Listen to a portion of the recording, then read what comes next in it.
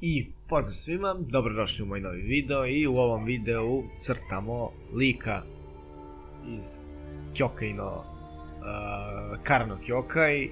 Karno Kyokai to vam je anime koji je pravi UFO Table, znači ubedljivo najbolji studio, znači mogu da se potpisujem, znači oni su pravili Fate Zero i Fate Stay Night.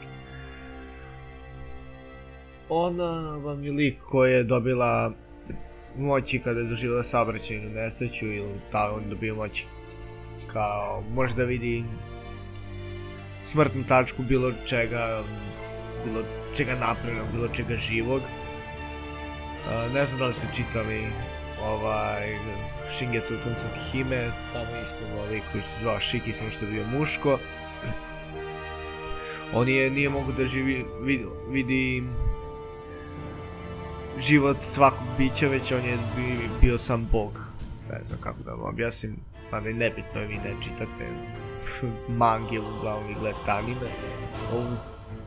Ima 8 filmova Karno Kyokai, tako da video verovatno ste vidjeli, tamo mi sam zezno nešto izustavilo da se snima pa nisam video, pa mi priskočilo jedan deo kose kad sam crtao i tako, to su te da kažem par reći o njoj.